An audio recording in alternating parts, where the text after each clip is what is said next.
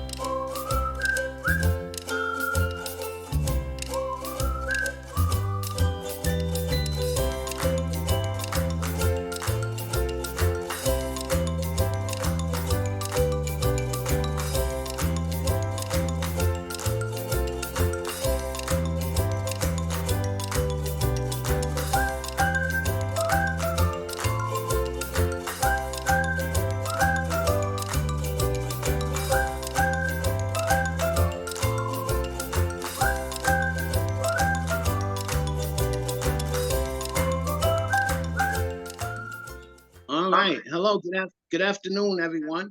My name is Jonathan, and I am an alcoholic. And we want to welcome you to the Cousin Jonathan and Clyde the Rocketman Big Book Study. Now, we're just two alcoholics reading and studying and discussing the Big Book the way Joe and Charlie did back in the day. So let's start with a moment of silence, followed by the serenity prayer. God, grant me the serenity to accept the things I cannot change, the courage to change the things I can, and the wisdom to know the difference. Now we're going to have Lindsay come in and read the set-aside prayer for us. God, please help me set aside everything I think I know about myself, about others, about my recovery, and about you, God, so that I may have an open mind and new experiences, God. Please help me see the truth. Okay, thank you very much. Now, in 1973, Joe McHugh introduced Charlie P. as an AA speaker in the Al-Anon convention. Joe and Charlie soon discovered that they both shared a love for the Big Book of Alcoholics Anonymous. Traveling between their homes and discussing the Big Book became a regular event. Now, Clyde and Jonathan, we met here in the original Zoo Crew in the end of 2022 and discovered that we also loved studying and reading the Big Book together.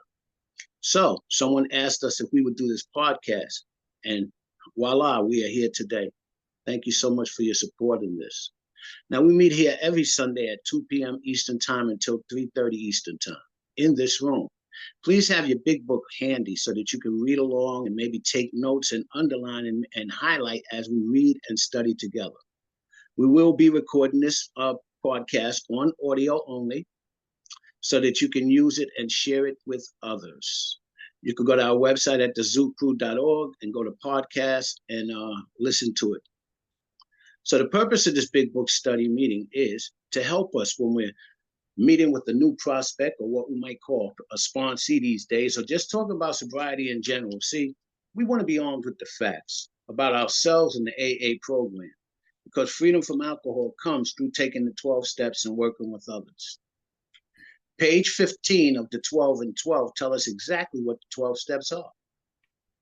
The 12 steps are a group of principles, spiritual in nature, which, if practiced as a way of life, can expel the obsession to drink and enable a sufferer to become happily and usefully whole.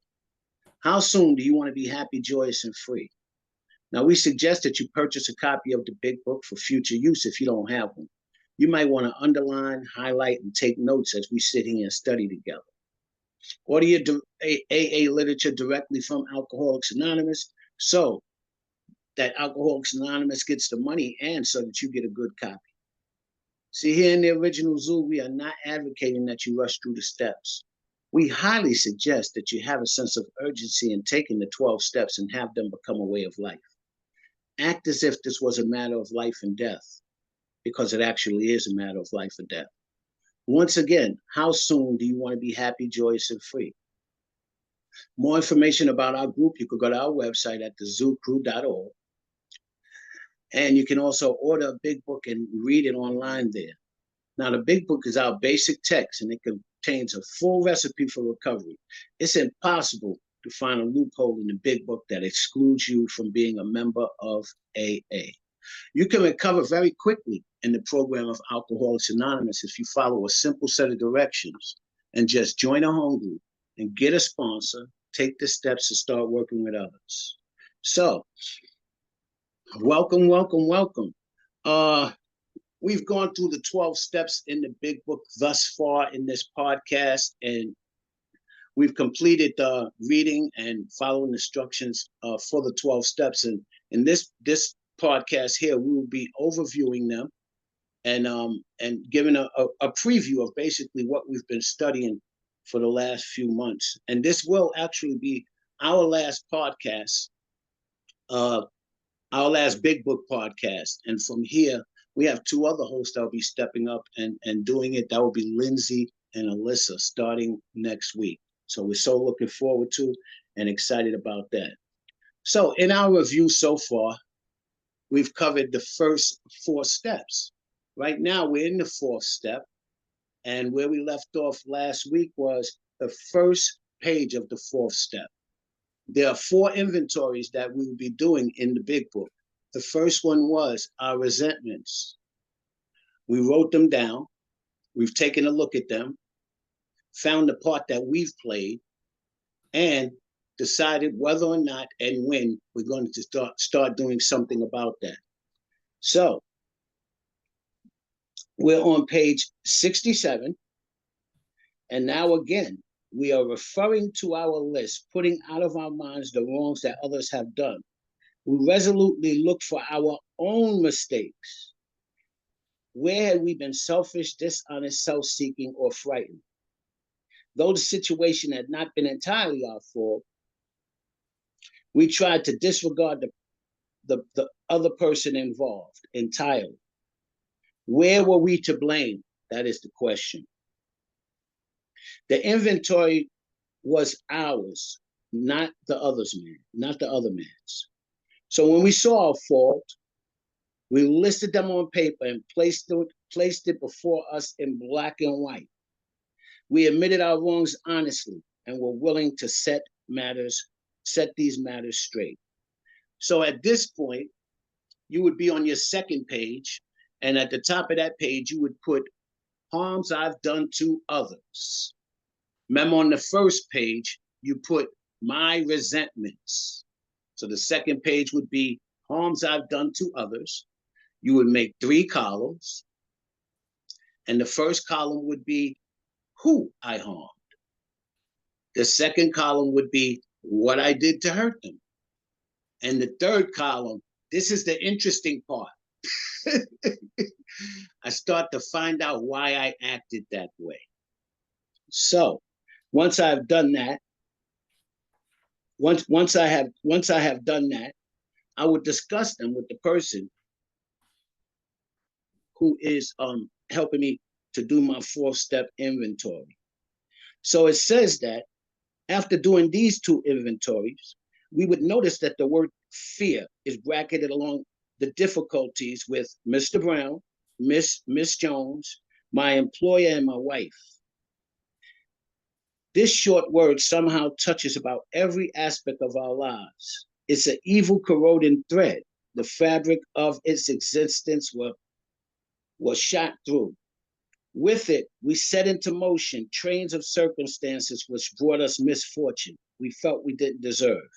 But did we not ourselves set the ball rolling? So next we'll be looking at our fear inventory. Page 68 says, we think fear ought to be classed with stealing. It seems to cause more trouble. We reviewed our fears thoroughly and put them on paper. So now you would be at page 3. And you would write at the top of that page, my fears. You would put 3 columns. And you would write down the first column is past fears. The middle column is present fears. And the third column is future fears. Now, the object of this exercise is to identify the people, places, and things that I've been always afraid of, the ones that I'm afraid of still today, and the future people, places, or things or events that I feel fear about. An example would be a bully who keeps coming to my mind. I have not seen him in 30 years, but every time I think about the way he slapped me in the back of my head and I did nothing about it, I don't want to see him. Why am I still afraid of him? That was in New York, and I now live in California. I now live in California, and it was 40 years ago. So that's an unrealistic fear. I will probably never see him again.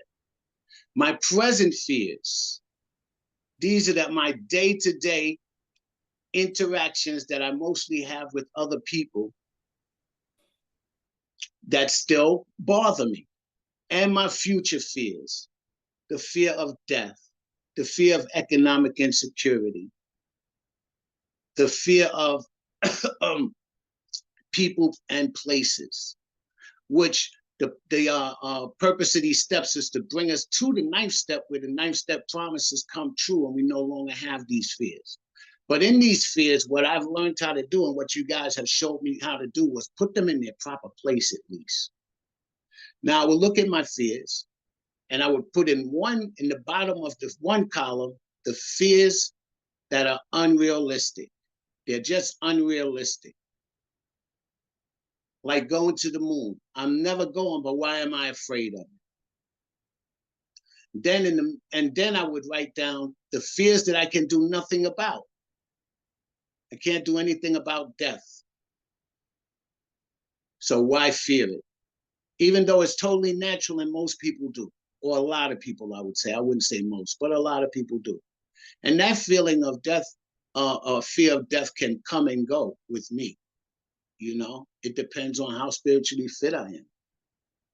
And then there will be the fears that I can do something about. The fears that I can do something about, I will put those down too. So in the future, when fear comes up, I'll be able to put them in their proper place. I'll be able to identify unrealistic fears, things that will never even happen. Fears that I cannot do anything about and accept. And the fears that I can do something about, and then move on those with a sense of urgency so that I could move on. Right? So all of this is part of getting in touch with our higher power and allowing him to help us with these fears. Because it says that by this time, after taking the third step and turning our will and our life over to God, remember God, the one that we turned our will and our life over to him? It says, for we are now on a different basis. We're under the basis of trusting God. We infinitely trust God rather than our finite selves. We are in this world to play the role that he assigns, just to the extent that we would do as we think he would have us, and humbly rely upon him. Does he enable us to match calamity with serenity? Question. I say yes. We never apologize to anyone for depending upon our Creator. We can laugh at those who think the spiritual way of weakness. Paradoxically, it is a way of strength. The verdict of all ages is that faith means courage. All men of faith have courage. They trust their God.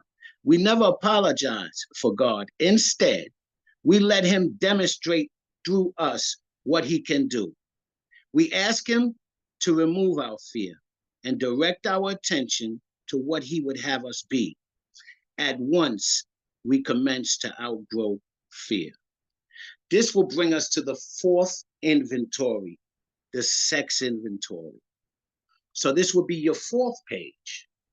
And you would write on the top of that, my sex inventory.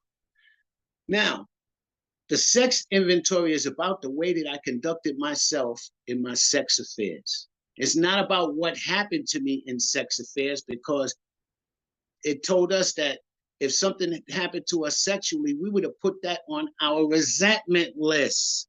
I always had that backwards. When we got to the sex inventory, I started thinking about the sexual experiences that might have had that was uncomfortable for me. But I found out that I should have already talked about that in my resentments. That is a part of my resentments and things that happened to me.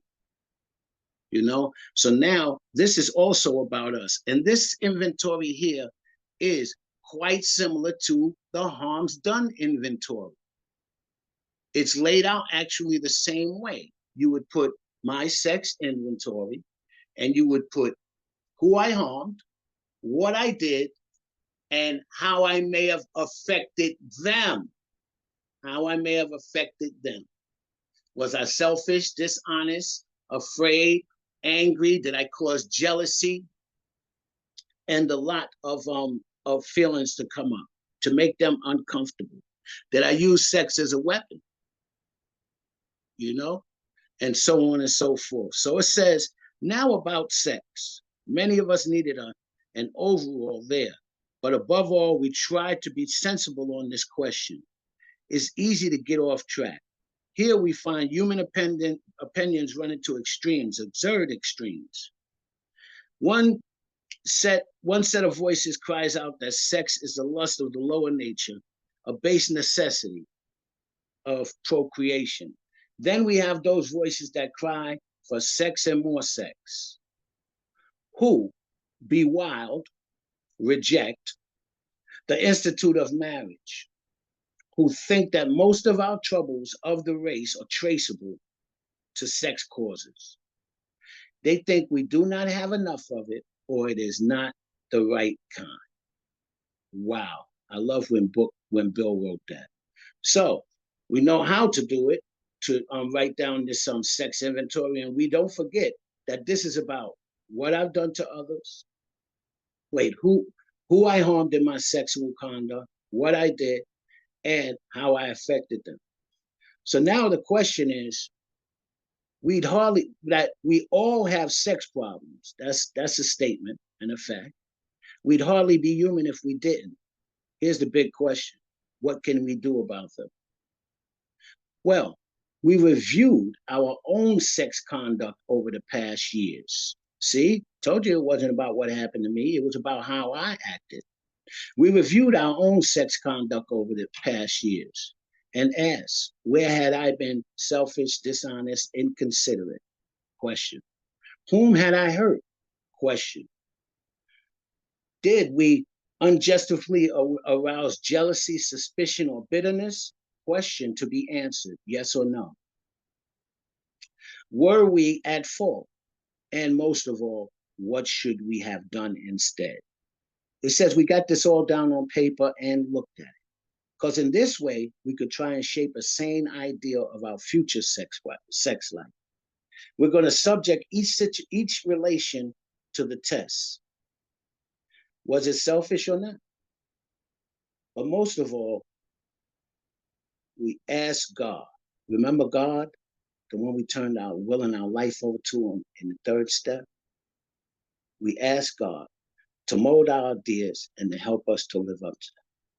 We remembered always that our sex powers are God-given, therefore good, neither to be used lightly or selfishly, nor to be despised.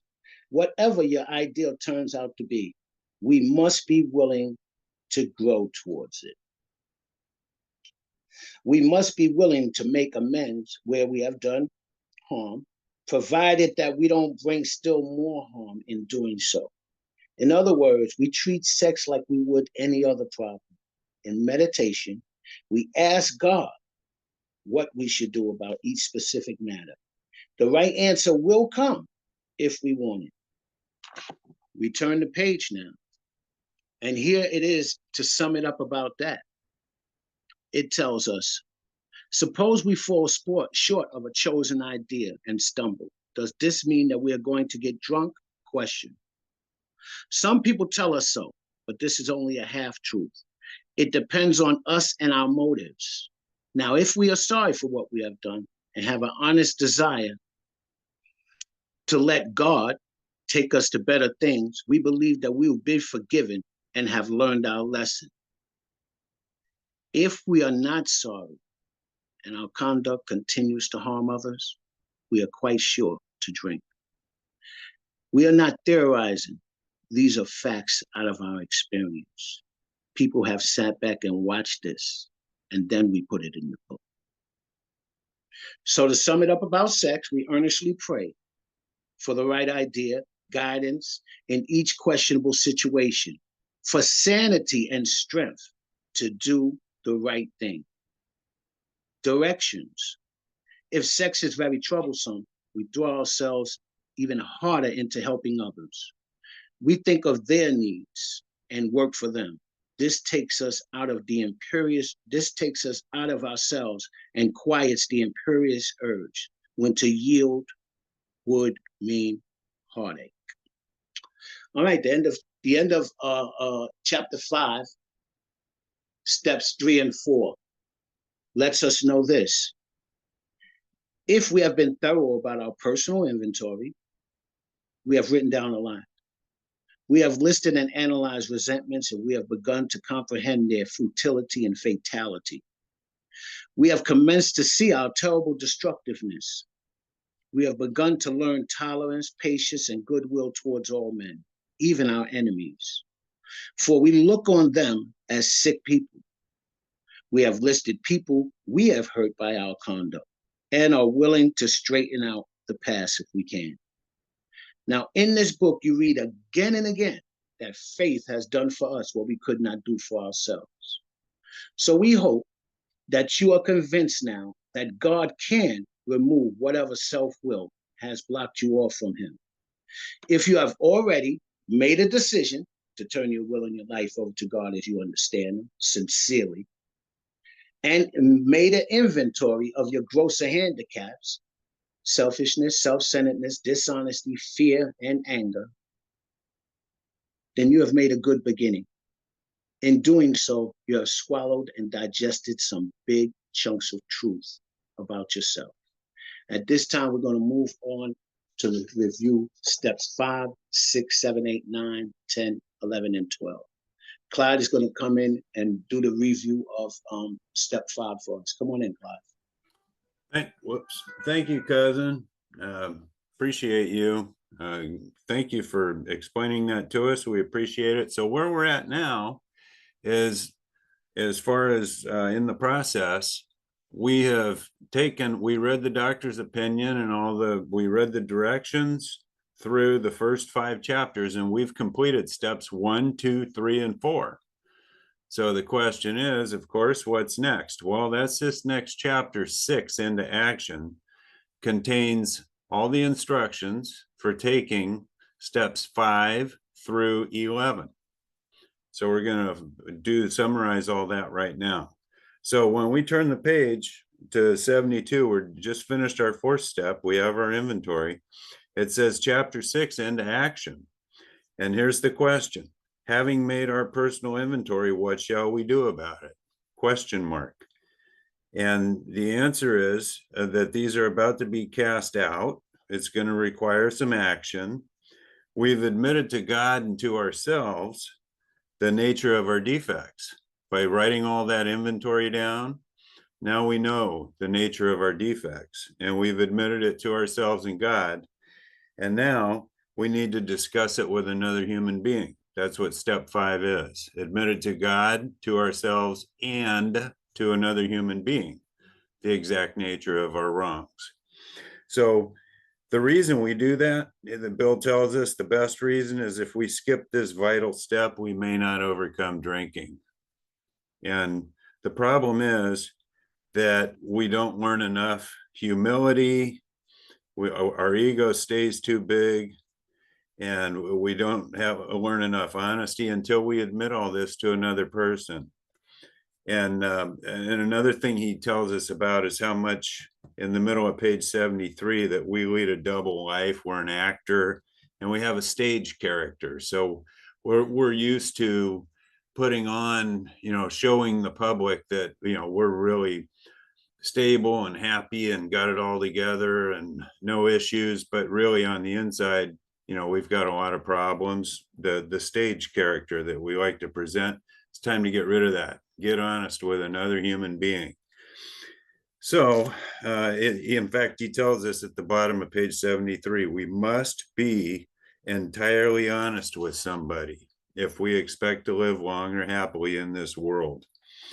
So we read the directions on page 72, 73, 74, and then top of page 75. And then in the middle of the page, he tells us we pocket our pride and go to it. So the fifth step is just about telling your inventory to your sponsor or whoever you've decided. And one thing I like to do before we read that is take the person I'm sponsoring when I'm going to listen to a fifth step. We go to turn to page 263. And in the middle paragraph, this is a story in the back of the big book where Earl T took his steps. He was sponsored by Dr. Bob back in the day. And here's what he says about the inventory. He says, Dr. Bob led me through all these steps. He said, at the moral inventory, he brought up several of my bad personality traits or character defects. That's what we just identified in our inventory, such as selfishness, conceit, jealousy, carelessness, intolerance, ill temper, sarcasm, and resentments. And he says, we went over these at great length. So they had a discussion about it, and which benefits both parties to get to the bottom of what's going on with these defects of character. And then he finally asked me if I wanted these defects of character removed. When I said yes, we're going to get there. That's step 6, being willing. We both knelt at his desk and prayed, each of us asking to have these defects taken away, which is the 7th step, which we're going to get to shortly. And he says, this picture is still vivid. If I live to be 100, it'll always stand out in my mind.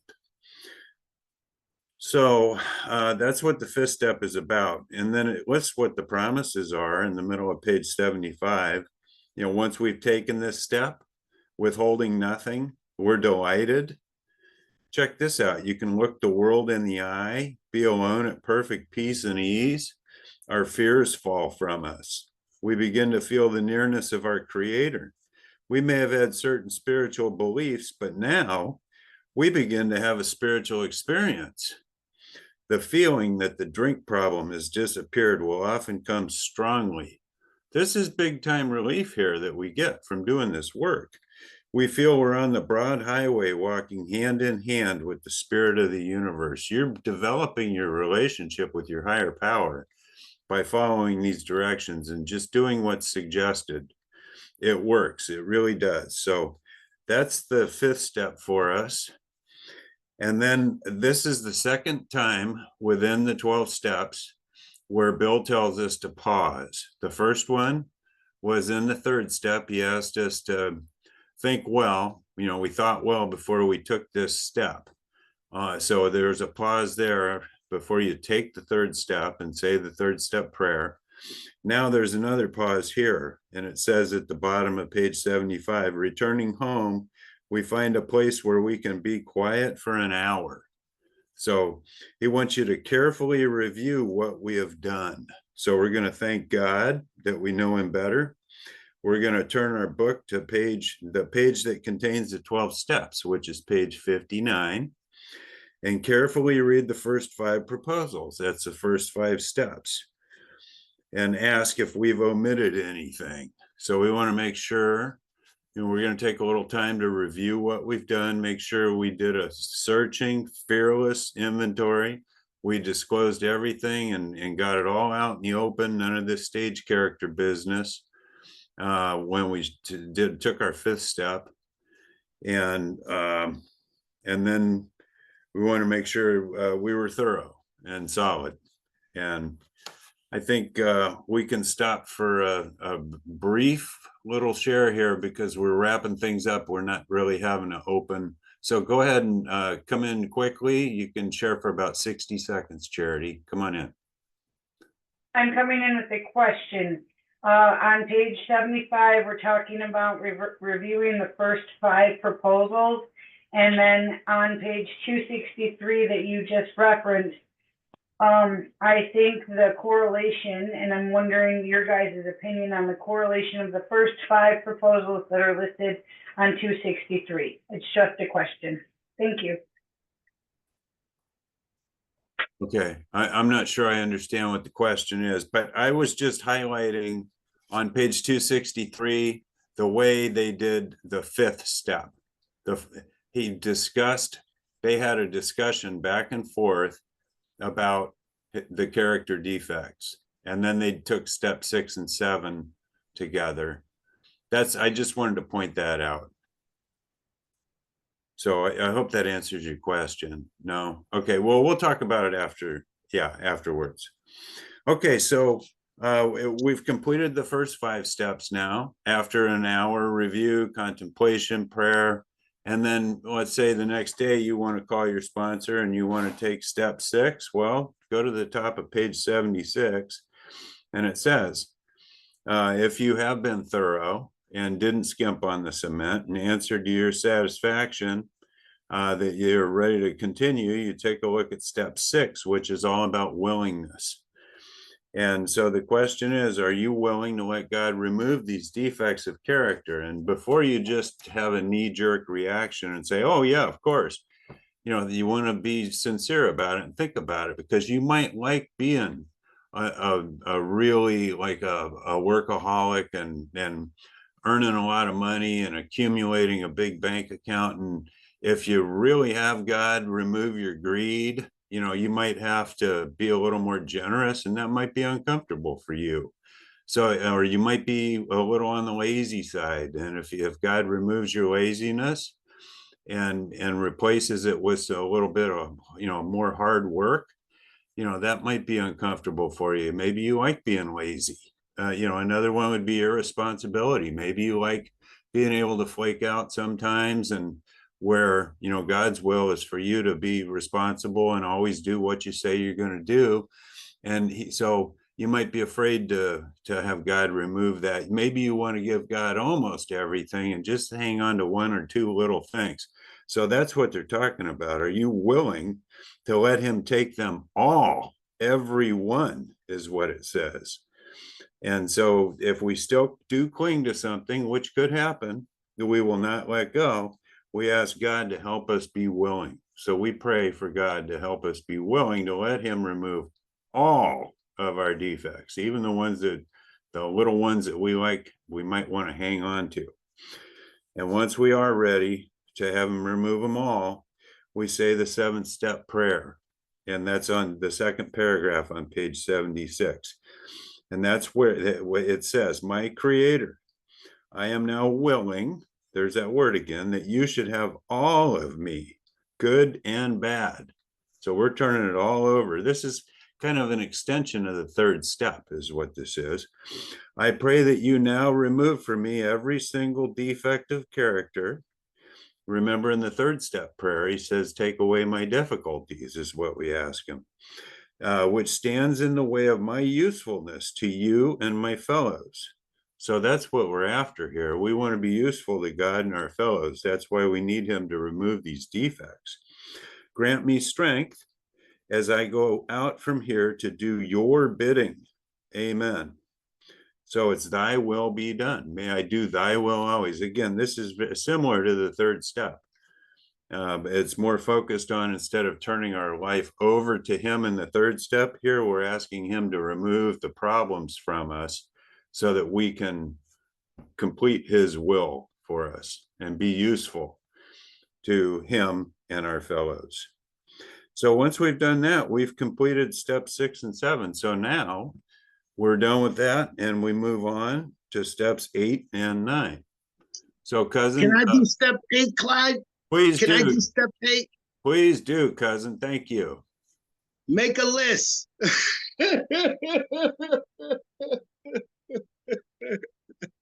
Thank you. Make a list. Yeah. So did you want me to continue then, cousin? Yeah, go ahead. Yeah. Okay. So After we've completed the step 6 and 7, now we need more action. Faith without works is dead. And it says, let's look at steps 8 and 9. If you look on page 76, the 8 and 9 in italics are together. It's a package deal. Cousin Jonathan caught that and pointed it out to me a while back. These are the two steps that go hand in hand. And it says we have a list of the persons we've harmed and whom we're willing to make amends.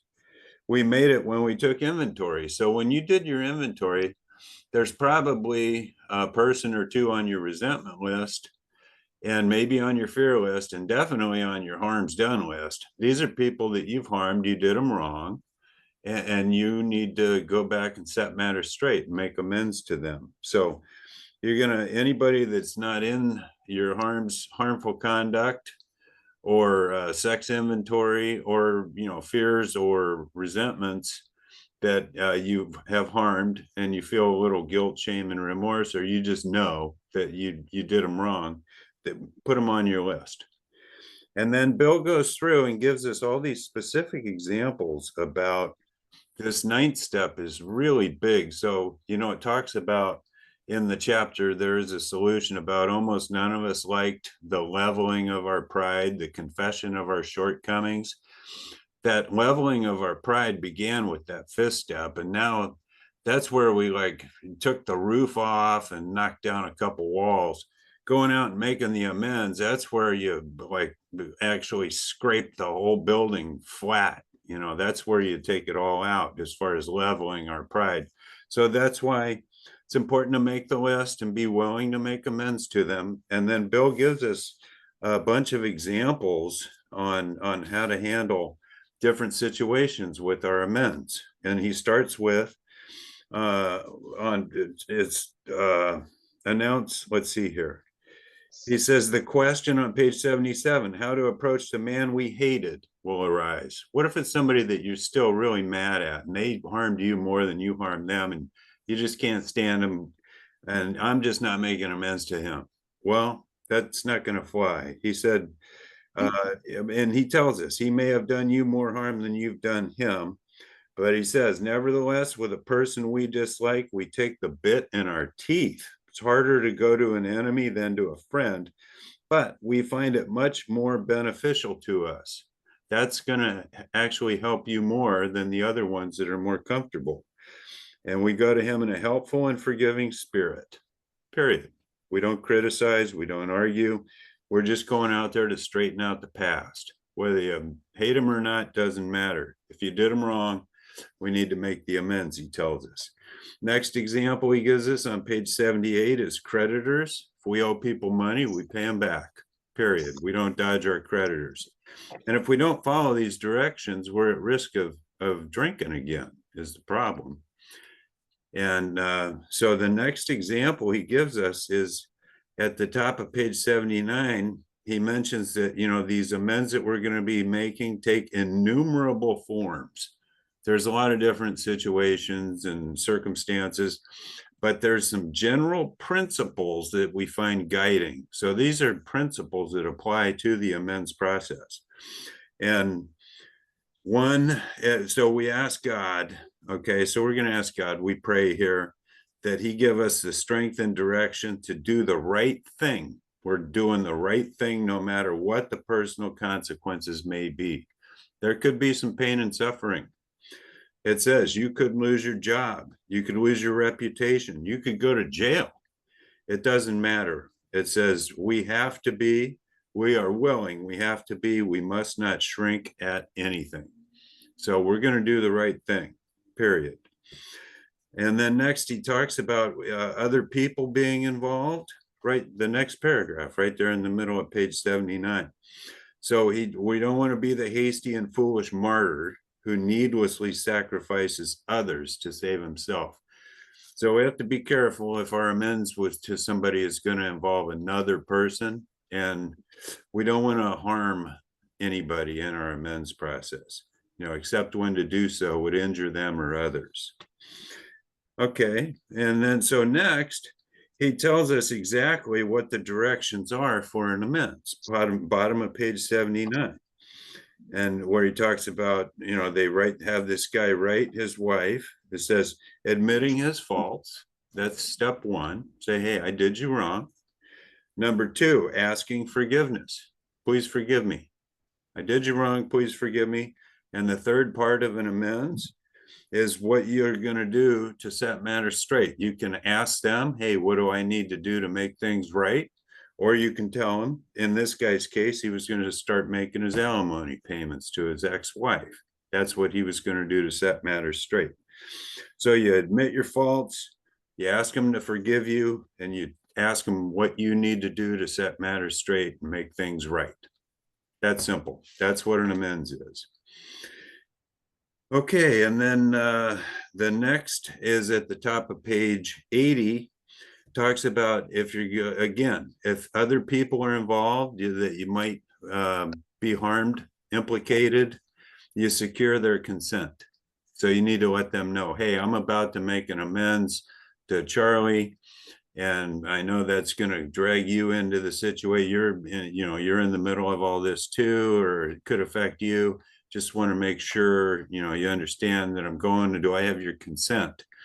And that's what he says. We secure their consent.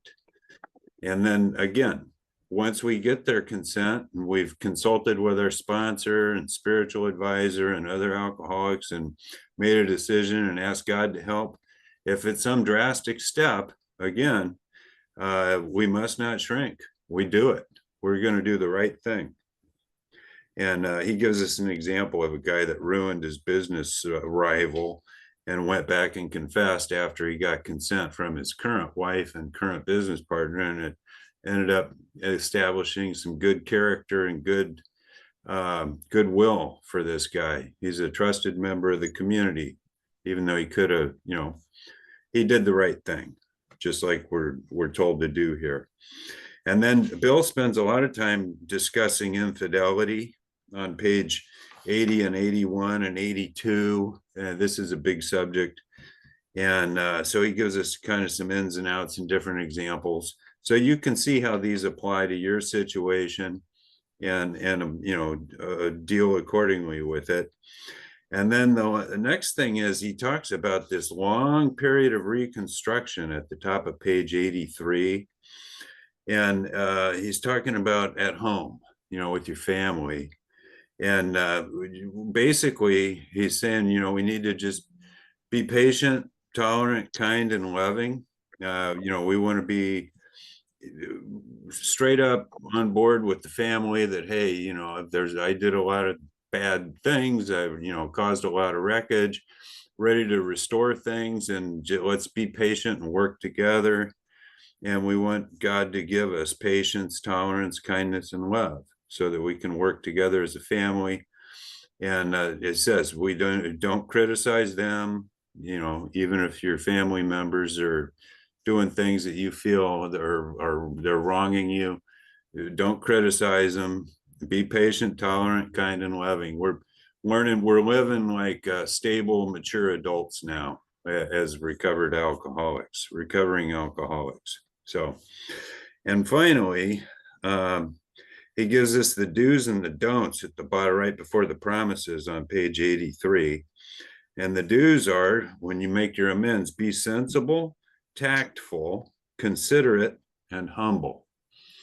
And do not be servile or scraping. And this is one of my favorite promises in the whole big book. As God's people, we stand on our feet. We don't crawl before anyone. So we're doing the right thing for the right reason with the power of God within us and through us. And we stand on our feet and we tell it like it is with conviction. We state our business concisely with some confidence that we're doing the right thing for the right reason. And we stand tall when we do it. And then, Clyde, before we get into the promises, which we found there are 16, right? 18 or more. Yeah, 18. Yeah. I just want to go back right in that same paragraph. And I love this because this is a question that from people I often get. And it's, how do I make amends to someone who's dead or I may never see again? Yes. And when they ask me that question, I'm so glad that I can go right to the book and give them the answer. And it says, there may be some wrongs that we could never fully right. We don't worry about them if we can honestly, sincerely say to ourselves that we would right them if we could. That is so important that we know that. Yeah, it sure is, cousin. It says some people cannot be seen. They may have died. They may have moved away and you have no way of getting a hold of them, can't track them down, or maybe they're just ghosting you. They don't want anything to do with you and they won't respond. You can still make amends in all these situations in one form or another. You can send a letter, or you can sincerely, like cousin just said, if you can honestly say to yourself that you would do it right, you would take the proper action if you could, then you're okay, you're good. That's following the directions. Yeah, thank you for pointing that out, cousin. I missed that. Yeah, so here are the promises. These are the 9th step promises. There are promises with all these steps, by the way, but these are so amazing. By the time you've completed half, before you're halfway through with your amends, you're going to have a spiritual awakening.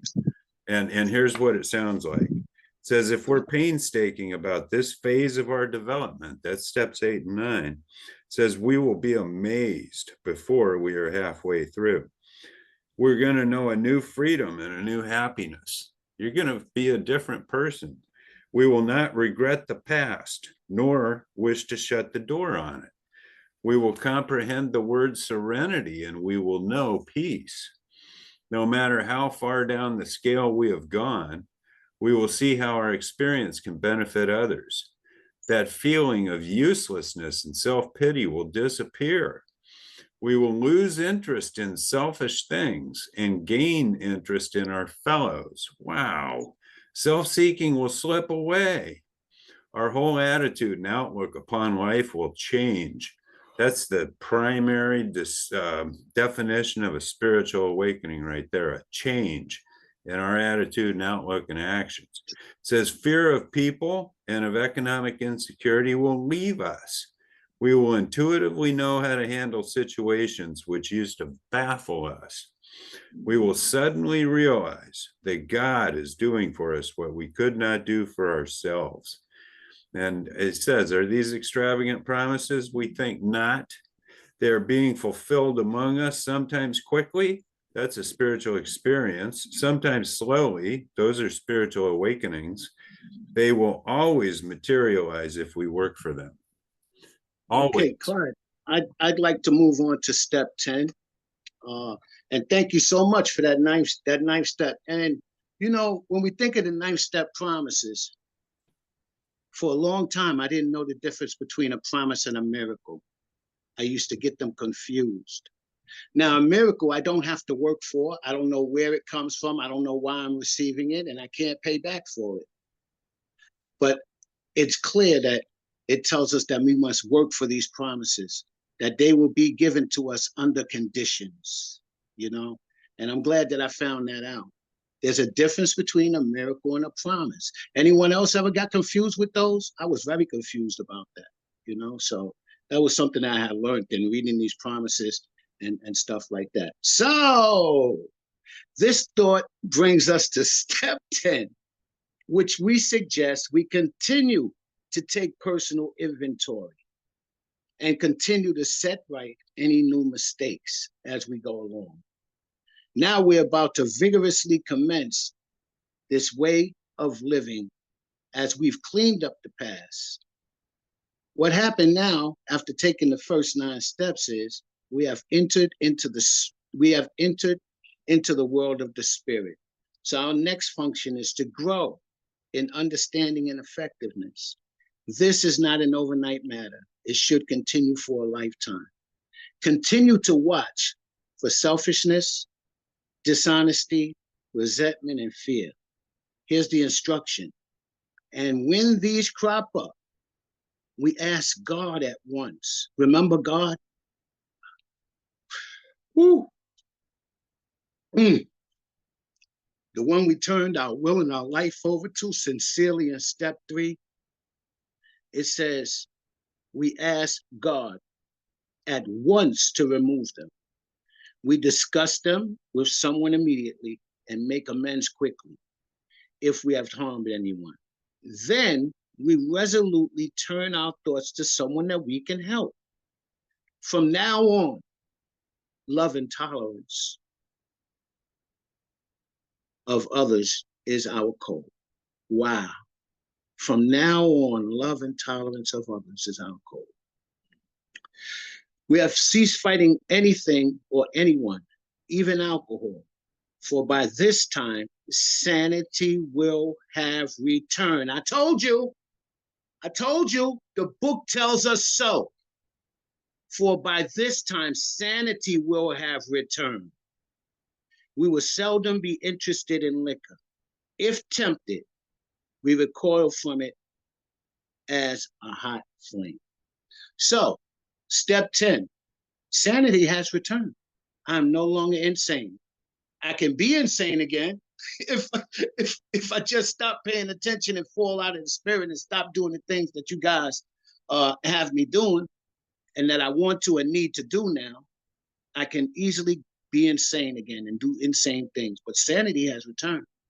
And, you know, I didn't even know that was in the book until y'all showed that to me, you know?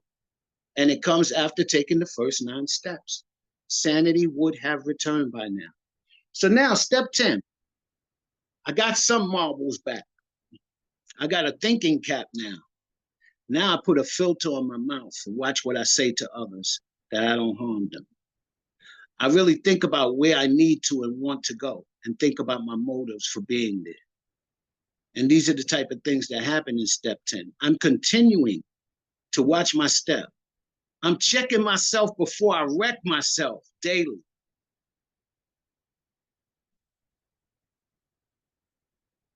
And how I stay in that fit spiritual condition is I simply follow the directions, and coming up is going to be the instructions for what I can do when I wake up in the morning, how I am to go about my day, and what I'm to even do at night. So that is step 10 in a nutshell. I have the ability to think now. Sanity has been returned. I put a filter on it. I think before I speak, make sure that I'm not harming anyone, disrespecting anyone, and putting myself in a position where I have to say sorry. And on top of that, I learn how to bob and weave BS when it's coming my way. That's the beauty of this program. I just don't walk around getting in trouble and staying in trouble and getting in trouble and staying in trouble. And I've learned love and tolerance for others. And our book earlier told us that we cannot be helpful to all people, but God will at least show us how to have a kind and understanding approach to them even. So yeah, man, I love step 10. I found that 6 and 7 actually equal 10 in my life. I wake up in the morning and I'm ready, you know, not to screw up the day. That means I'm entirely ready to have my defects removed. And I ask God. I simply say, God, help me not to be selfish, self-centered, dishonest, or afraid today. Be with me and guide me. Let me be of service to you and my fellows. Wash my face, brush my teeth, and move about my day. Well, I actually do the Our Father too. But I don't roll around, do backhand springs, and make it up and down steps and all. I just don't. You know, that's not what God has told me to do so far. But if he give me that instruction, I guess I'll have to do that too. But it's working quite simply, quite simply. And we're going to move on now to step 11. Step 11 is prayer meditation. And it says, step 11, we suggest that prayer meditation. We shouldn't be shy on this matter. Better men than we are using it constantly. It works if we have the proper attitude and work at it. It would be easy to be vague about this matter, yet we believe we can make some definite and valuable suggestions. And next, those suggestions and those instructions are going to come up. But what I always say to others about prayer and meditation is you can have as much of it as you want or as little. It's just a matter of how fit spiritually do you want to be. I can't pray and meditate for you. You have to do this for yourself. And that's just the truth about that. So Clyde, come on in and tell us what we do starting today if we haven't been doing this, how we can start to end our day and how we should start our day. And these are simple instructions for alcoholics. They are. When we retire, go ahead. Yeah, so thank you, Cousin. Yeah, so when we retire at night, so we're going to get the directions on prayer and meditation. So, he's asking us, he's going to tell us, instead of being vague, he's going to give us some definite suggestions here. And you're going to notice, in the 10th step, this, when we constructively review our day, when we go to bed at night, when we retire, this sounds just like we're going to be taking a test. We're going to see how well we did our 10th step, which was in that first paragraph where we continue to watch for selfishness, dishonesty, resentment, and fear. And when they cropped up, we asked God to remove them. We discussed it with someone immediately, made amends quickly if we harmed anyone, turned our thoughts to someone we could help. That was all step 10, which is, it encapsulates the first 9 steps of AA. So here's what we do at night. This is where we actually take the test. It says, when we retire at night, we constructively review our day. Were we resentful, selfish, dishonest, or afraid? Do we owe an apology? Have we kept something to ourselves which should be discussed with another person at once? Sound familiar? Were we kind and loving toward all? Does that sound familiar? The love and tolerance? What could we have done better? Were we thinking of ourselves most of the time, or were we thinking of what we could do for others, what we could pack into the stream of life? So this is where we give ourselves an honest report card on how we did during the day. And so I know I'm going to have to answer these questions at the end of the day.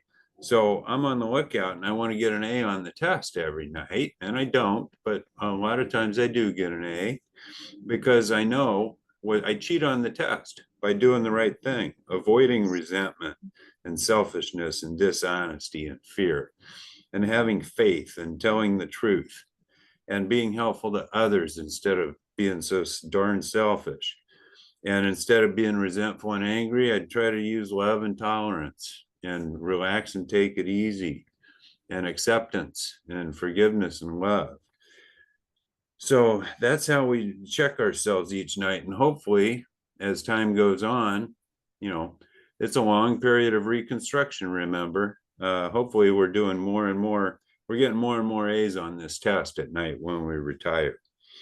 Then he tells us what to do in the morning when we get up. And he says that we're going to think about the 24 hours ahead, consider our plans for the day. That's why you hear this, you see the acronym ODAAT, 1 day at a time. We have 24 hours at a time is how we live our lives here in AA. We're not future tripping anymore, thinking about weeks and months and years out in the future. We just think about the next 24 hours, stay focused on what does God want me to do? How can I carry the vision of God's will into all my activities for the next 24 hours? So it keeps it simple for us. We need that. And this is key right here. Before we begin, so right away, we ask God to direct our thinking. Imagine that.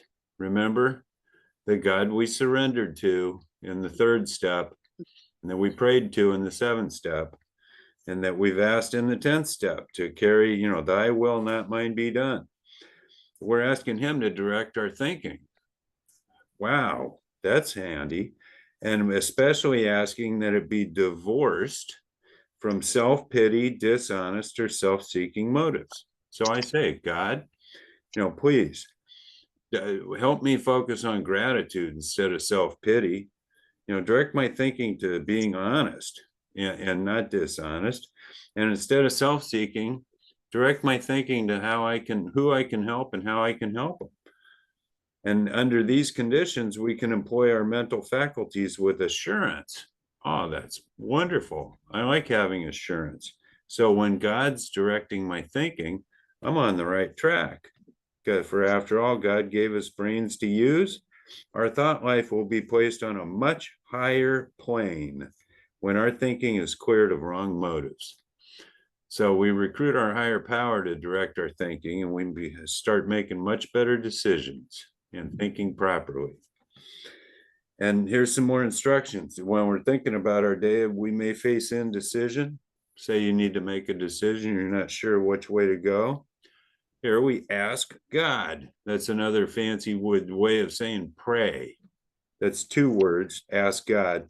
Single word is pray. We pray for inspiration, an intuitive thought, or a decision. So we just take a deep breath, relax, and say, hey, God, please help me, guide me here. I need to make a decision. We relax and take it easy. We do not struggle. So we're nice and calm about this, listening quietly for our higher power. And guess what? We're often surprised how the right answers come after we've tried this for a while. So this is what we do now, is these are the spiritual growth steps, 10, 11, and 12. We've had our spiritual awakening. We're in a position of neutrality and sanity's returned. And now we want to grow from here in understanding and effectiveness. And the way we grow in that understanding is by communicating with our higher power through prayer and meditation. Prayer is talking to God. Meditation is listening to God. So this is our new way of living. We pray and meditate, and the answers come. Put that intuitive thought in there. Bill called it at the end of the 10th step, a vital 6th sense. That's what we begin to develop by doing this. And that is our higher power communicating with us through that gut feeling, that nudge, that voice, that still small voice. However your higher power communicates with you, it's an intuitive thing. It's a sixth sense. And he tells us, it used to be in a hunch or occasional inspiration. It gradually becomes a working part of the mind by practicing this. So this is what we do. We come to rely upon it. And then we usually conclude the period of meditation with a prayer that we be shown all through the day what our next step is to be. So I'm asking God not only to direct my thinking now, but as I go through the day, please show me what's my next step. What's the next action for me to take? And it says, we ask especially, so that we be given whatever we need to take care of such problems. So as recovered alcoholics, we don't have problems anymore. We have opportunities to seek and find the solution God has prepared for whatever circumstance we're facing. It's not a problem. It's an opportunity to find a solution by seeking it from our higher power. He's already got it all worked out. It's beautiful. And we ask especially for freedom from self-will. So that is such an important part of our recovery, to not be selfish, to be thinking of other people. Our very lives as ex-problem drinkers depend upon our constant thought of others and how we may be helpful to them. That's what we're all about. Page 77. Our real purpose is to fit ourselves to be of maximum service to God and the people about us. It's all about getting out of self and into service to others. That's what our higher power's will is. Selfless acts of love, helping other people. That's what he wants us to do. So he tells us to make sure that you see where religious people are right. Be quick, even if you're not a religious person, no problem, but they do offer some resources that could benefit you. Go ahead and check that out. They use prayer, they use meditation, they use spiritual books and literature of various kinds. Take what works and leave the rest. That's fine. And then, our Rule 62 chip here is from the bottom of page 87, where as we go through the day, we pause when agitated or doubtful. and we ask God for the right thought or action. So if I start getting agitated or I need to make a decision, can't quite figure it out, I pause and I ask God and remind myself, I'm not running the show. You are. What shall I do here? And what shall I think? What shall I say? What shall I do? And the answers come. So that's the quick summary. And since we're getting low on time, I think we better do a quick recap on chapter 7, which is entirely devoted to step 12, working with others. So what do you think, Cousin, about is that a good enough wrap up on the 11th step? That is the great wrap up on 11th step. Like we say, you can have as much of the 11th step as you want or as little. How far and how much do I want to know my higher power and know what the next right thing is to do? So it goes right on to say that practical experience, chapter 7, shows that nothing will so much ensure immunity from drinking as intensive work with other alcoholics. It works when other activities fail. This is our 12th suggestion. Carry this message to alcoholics. You can help when no one else can. You can secure their confidence when others fail. Remember that they are very ill. And what happens is life will take on new meaning.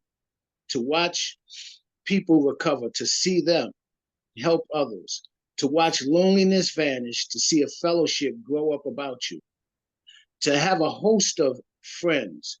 This is an experience you must not miss. We know you will not want to miss it. Frequent contact with newcomers and each other is the bright spot of our day. If you want to go from there, if you got something to add to that, Clyde, you could. Yeah, I think it says it all. Go ahead. Well, it does. And thank you, Cousin. Those are beautiful promises. And this chapter is about the man on the bed, Bill Dotson. We've all seen that picture, and it shows the first 12 step call was Dr. Bob and Bill going to see Bill Dotson in June 1935. He was the third guy to get sober, man on the bed, about carrying the message. And so I just want to give a few highlights here on this step 12. So those are some promises there. If you go to page 90, he gives us directions on carrying the message and how to do this and what it's about. And so and also working with others. So he says, if you're dealing with someone that wants to get well, a sponsee, it says if there's any indication he wants to stop drinking, have a good talk with the person most interested in him. So I ask guys now, who is most affected by your alcoholism? Is it, your husband or your wife, or is it your kids or your mom or dad or best friend, or who is it? And may I speak to them and get a different perspective on exactly what's up with you. So that it says, get an idea of his behavior, his problems, his background, the seriousness of his condition, and his religious leanings. Is he an atheist? Is he an agnostic? Is he a believer? What categories is he in? How serious is his problem? What's his experience with drinking, and what kind of problems has he had? You want to find out as much as you can about the person you're going to be working with. And the excellent way to get even more information, Bill tells us, is to have a good talk with the person most interested in them. So sometimes people say, yeah, you go ahead, please, talk to my wife or talk to my mom or whoever. So that's one thing, instruction there. Then on page 93, well, first of all, on page 91, he tells us that, at first we engage in general conversation. These are directions on how to work with somebody. And then after a while, we turn the talk to some phase of drinking. Tell them about your drinking habits, symptoms, and experiences to encourage him to speak of himself. So you just talk about ourselves. That's what we do. And then if the person's an alcoholic, they'll be able to relate to us and what we're saying, and then they'll open up and start talking.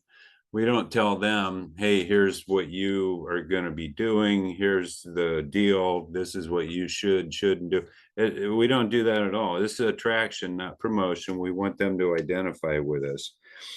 And so it says, when he sees you know all about the drinking game, commence to describe yourself as an alcoholic. So I can tell him how baffled I was and just go into detail about my story. And if he's an alcoholic, it says he will understand you at once.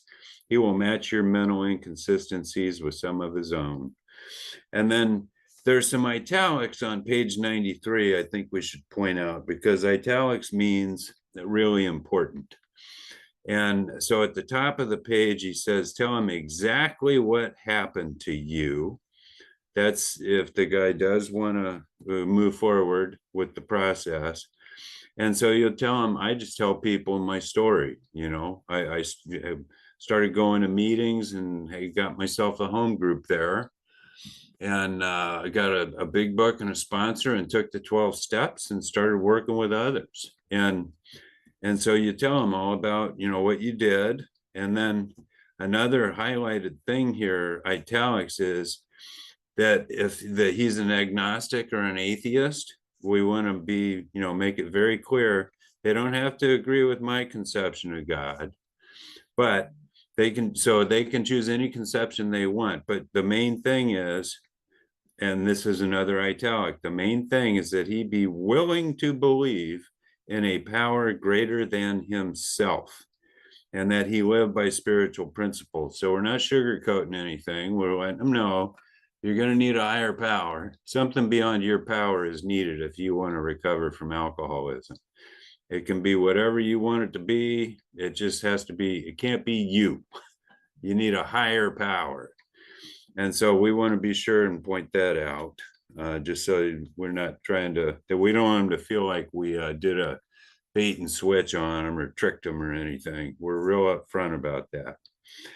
And then a couple more things is on page 94, you know, there's more instructions. It says at the top paragraph, outline the program of action, you know, explain how I made a self-appraisal. That's my inventory. How I straightened out your past, step 9. Why you're now endeavoring to be helpful to him, step 12. And it's important for him to realize that your attempt to pass this on to him plays a vital part in your own recovery. So we want to make that clear to him, why, you know, what my motive is. I'm doing this, I'm helping you because it helps me. And if I don't be of service like this and work with others, I'm liable to drink again. And I don't want that to happen. So I'm just following the process here, the step 12 suggestion, working with you. And I'm only hoping that once you get well, you'll carry the message and work with other people too. That's how this program works. We just let them know that. And then on page 97, tells us again, same subject, helping others is the foundation stone of your recovery. So this is like the backbone of AA is the 12th step. It's arguably the most important step, carrying the message, being of service.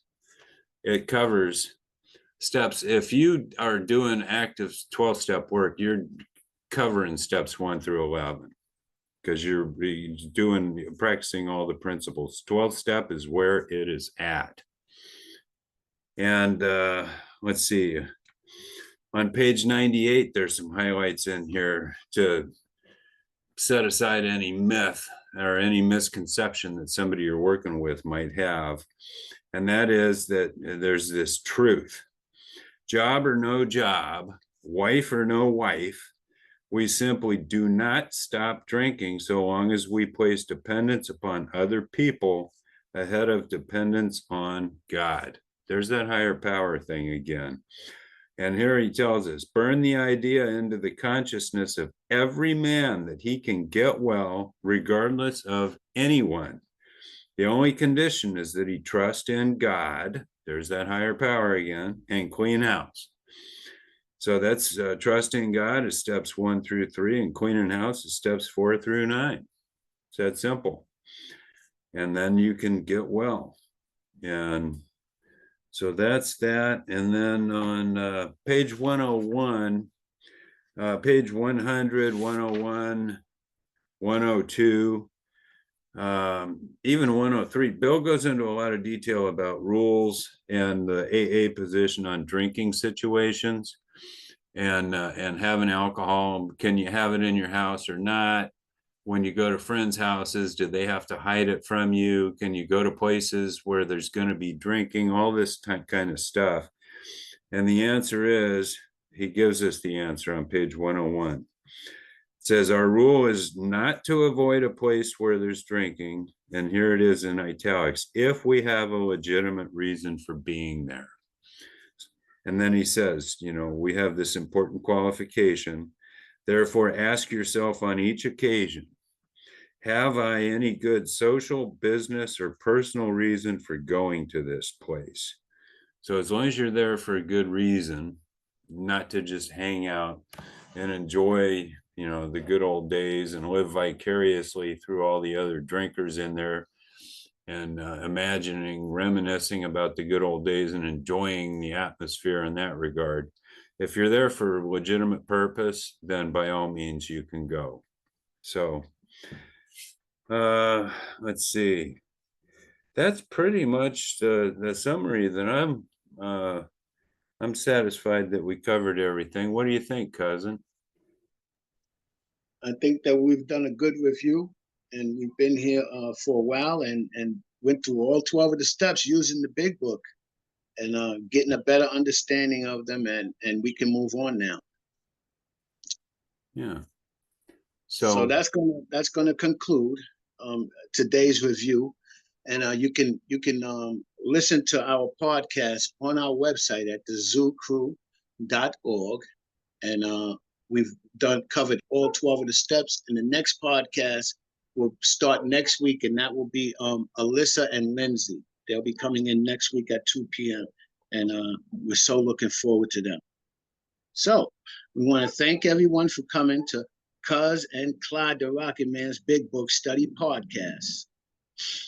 It will continue at 2 p.m. until 3:30 Eastern Time in this room. We'll have new hosts, like I said. This podcast will be available by this Friday. Join us on Telegram for updates.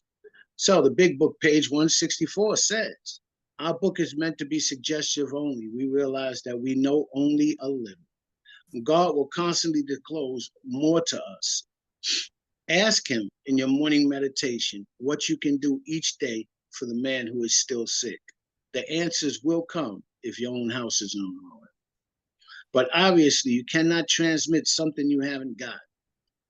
See to it that your relationship with him is right, and great events will come to pass for you and countless others. This is a great fact for us. Abandon yourself to God as you understand him. Admit your faults to him and your fellows. Clear away the wreckage of your past. Give freely of what you find and join us. We shall be with you in the fellowship of the Spirit, and you will surely meet some of us as you trudge the road of happy destiny. May God bless you and keep you until then. Let's close this meeting with the Lord's Prayer. Who woke us up this morning? Our Father, Father, who art in which art in heaven, heaven, hallowed be holy thy be thy name. name. Thy Thy kingdom kingdom come, come, thy will be thy done, will be done on as on it is earth in earth as as it heaven. is in heaven. heaven. Give us this Give us day our this day daily our bread, daily bread. and forgive us of our Forgive us our trespasses, trespasses, as we As forgive we as we forgive those who forgive those those who trespass who against trespass us. against us. And lead And us lead not us into not into temptation, temptation, but deliver us but from deliver us evil. from For evil. thine is For the thine is the kingdom, the kingdom, kingdom and power, the the and the power power, and glory, the and the glory forever glory and ever. forever and Amen. ever. Amen, amen, amen. Thank Great you, meeting, guys. great study. Oh, man. Wow. Hey, everybody, please be sure to subscribe. Subscribe so you know when we drop new videos, new podcasts. And also, please like the videos and share them. Share them, tell your friends about them, spread this great message that we at the Zucker are spreading. So subscribe, like, and share. It really helps. Thank you.